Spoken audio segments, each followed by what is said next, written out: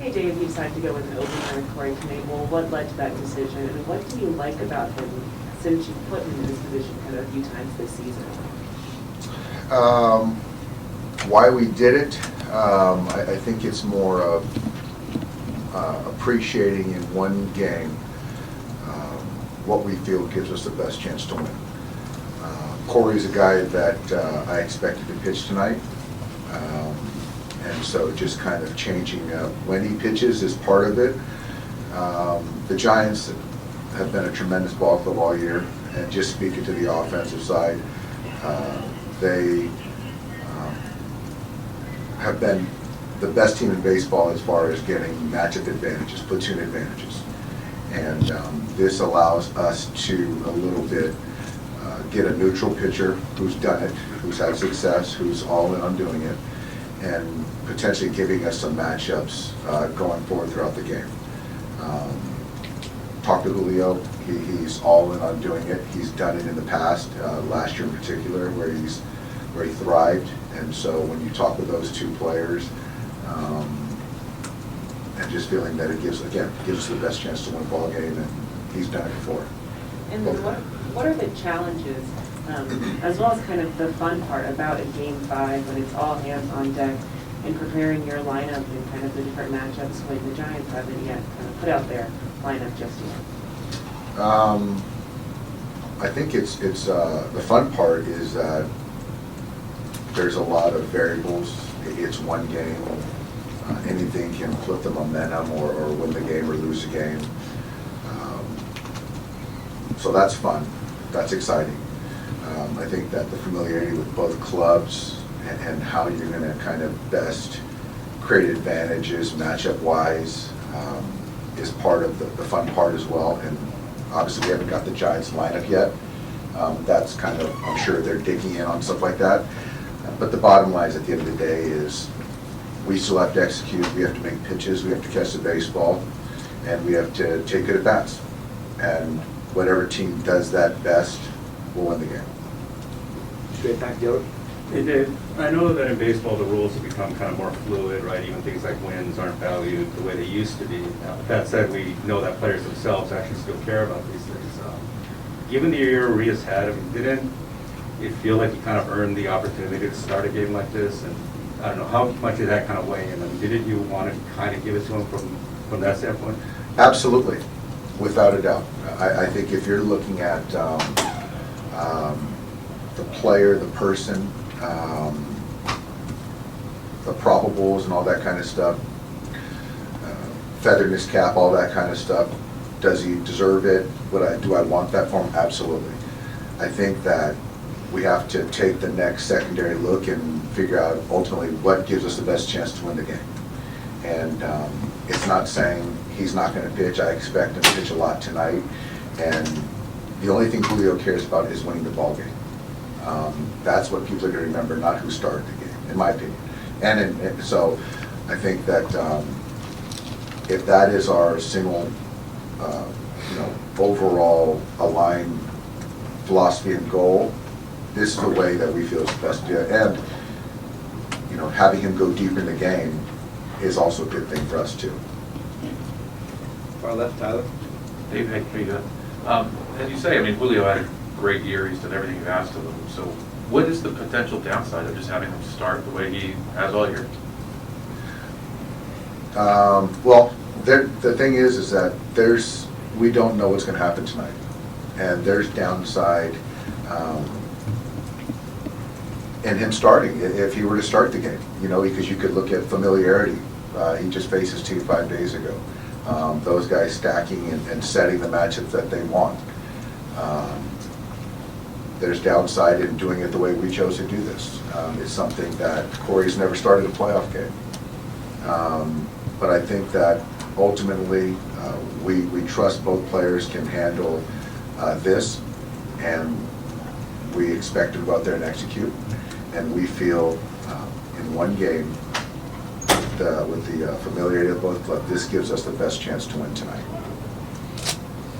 Bob? Dave, do you consider doing this in Urias' last start against the Giants, or did you think about doing it during the regular season at all? We thought about it. We thought about it a little bit in the regular season at times, I think. We did not think about it in Julio's first start.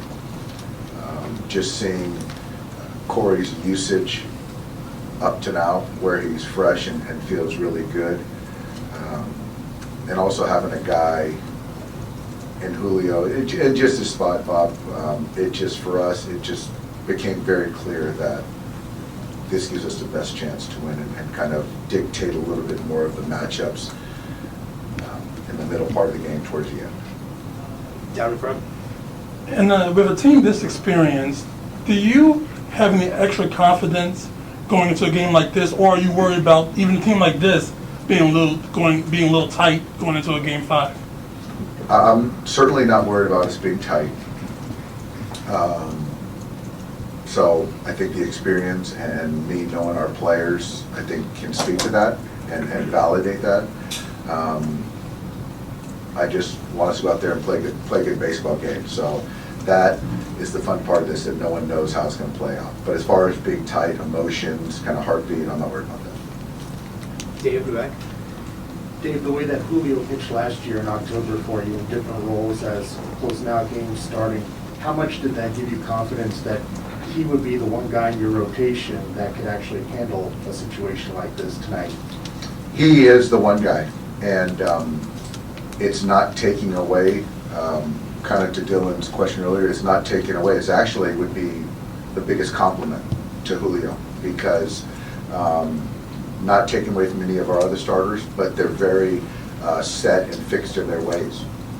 And where Julio, because of kind of what we've done with him and how we've navigated him throughout his career up to this point, he's had to be flexible and still perform, and he's done that. So I think that having that latitude with him and his buy-in is everything, and it just speaks to his maturity as a Major League ball player. Bill? Dave, when Julio navigated last October and previous Octobers, he wasn't at the level he is now. This is his first year as an established starter.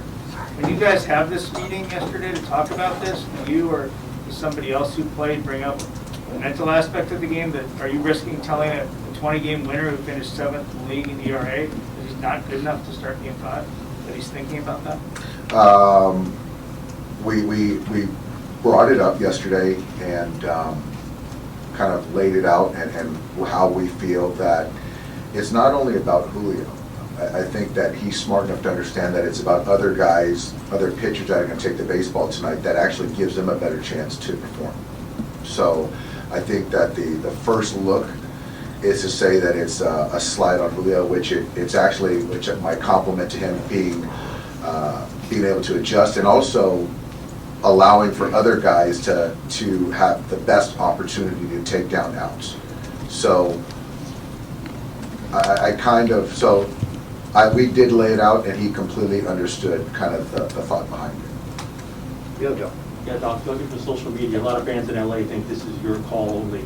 Can you confirm, you said we, can you confirm Zervin's decision, and how important is your vote?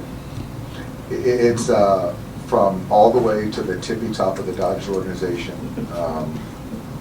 on down. It was a decision that we all made together. So that's kind of. Did you get more than one vote? Do I get? I did not get more than one vote. No, I don't. No, I don't.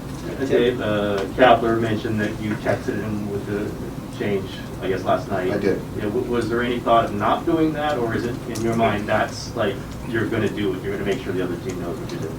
Well, we just felt that as far as it's not a gamesmanship type thing. It's a decision that we made as an organization that gives the best chance to win, like I had said earlier. But I felt that to do right by gamesmanship, to let them know that we changed, because we announced Julio in the days prior that he was going to be the starter. So to do right by him, to be forthright up front, we did that, and then we announced, to the public later. Take a few more here. Take Corey in the back, the other right. Dave, going off what Bill was asking, how many people are, in that room, or how many people are talking about making this decision? How many people are involved when you guys make this kind of decision? Well, I mean, there's a handful. There's a handful of people that we make certain decisions as far as kind of, you know, who's going to start, and you know, this decision was a group of people that we all had to kind of come in. Mark Pryor was a part of it too, obviously. But the two biggest players were Corey Knebel and Julio Urias, because if we felt that they felt uncomfortable in any way, we wouldn't do this. We weren't tied to this at all. It was something we brought up, and if those two players, those are the biggest decision makers in this case. And when were they informed? Yesterday, about this time, about 24 hours ago. And then with Gavin in center field, you mentioned you weren't sure you were going to put him out there. What ultimately led you to putting him out in center field at Oakland Park? I just think the foot speed out there, I think being flanked by CT and Mookie, and when Julio does get in the game, I think that when they decide to go heavy right, the left field position plays more, in my opinion. We'll take two more. We'll take Dylan. I'm sorry, Dylan. Tyler? Dave, did you think that this was maybe riskier than just going the traditional route? I mean, did you think about that? Like, absolutely. It certainly, I wouldn't say riskier. I think that what it does is it opens up for criticism. But I think that you can't do a job and for fear of failure or potential criticism. I think that you have to do your job and give whatever you feel is the best way to win the game. And I think that, yeah. So I do think that I don't think it's riskier. I think it's different. Doesn't mean it's riskier. It's different. But it does open up for potential criticism, which I'm imagining is already out there. But I feel great that we're all aligned to this as an organization, and the players, like I said, are with us in lockstep. And now the bottom line is we still have to go out there and execute and make pitches. And you know, win or lose, I know there's going to be no excuses in our clubhouse, which for me matters most. and also, did you flash back at all to the Milwaukee game in the LCS a couple years ago where they used an opener with Miley, kind of a surprise? You guys didn't, and you won that game. Like that, did you think, different circumstances, but did any of that cross your mind? No, I think it's just completely, it's two different ball clubs, it's a different team. I think that this is one game that really, Tyler, in the past, it has no bearing on tonight. Anyone can kind of look at what happened a week ago, a year ago, and try to find parallels, but it has no bearing on tonight's game. Daniel, Chris? Dave, Vince Scully just tweeted that he thinks this is the most important game in the history of the Giants and Dodgers. Your initial thoughts on that, and kind of a guy who's... Now I feel pressure. Gosh darn it, Vin. Yeah. I think he was there for the Bobby talk. Yeah, so in that light, your initial thoughts on that, about the pressure, and then just the chances to make history. You obviously have great history when you know the Red Sox, Yankees, and how it can be a life-changing moment tonight for some guys. I really don't like to get beyond one game, so thanks for sharing that. I mean, yeah, it's to kind of take my manager's cap off. It's a great day. It's a big game. It's you know, for Ben to say that, no one knows this rivalry better than he does. So it just gives you the gravity of this, what it means, and it's bigger than just one game, and that's what's beautiful about this rivalry, sports in general. So we're gonna enjoy it. It's gonna be a lot of fun. So I'm going to take one more.